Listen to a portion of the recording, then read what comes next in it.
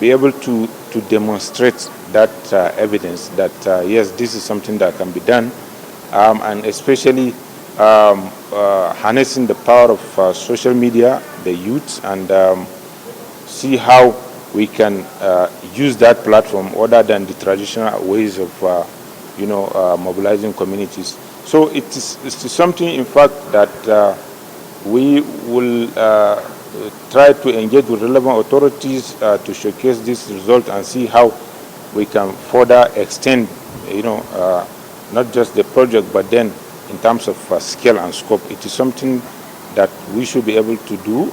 It's something worth considering.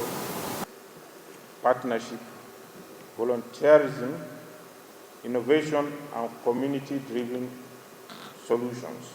There was that resistance, at the initial stage, but then the followership grew, and I think people started understanding because of the messages that were being passed, so they were able to mobilize and achieve the results that we've seen. 3 days for our children to stay at home so that they could have access to these people on the need to immunize our children. And I also think it is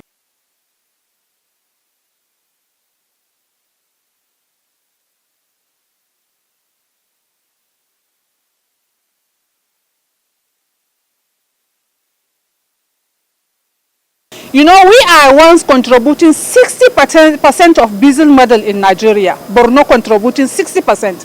But with youth, with the government of Professor Babagana Umar Azlim and Professor Babaga Malam Gana, Professor Mohammed Arab Alaji, we have eradicated to 9% only. Now we are contributing the 9%. And if you look at it, we did the integrated measles surveillance campaign. With this, I think we can eliminate even the 9%. Thank you very much. With UNICEF, UNICEF are the partners supporting Borno State, not in terms of health, but in terms of education, in fact, in terms of everything.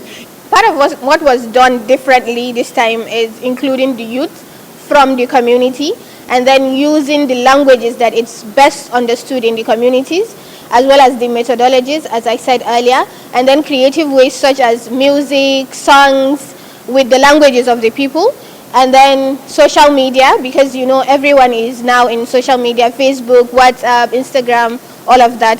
So that's the thing that was done differently, and as we can tell, we have a different outcome, unlike what has been what we have been getting for the previous years.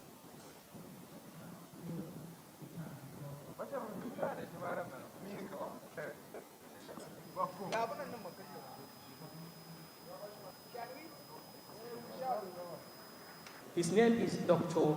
Hassan Saidu, from the representative of the United Nations. So thanks to Falun.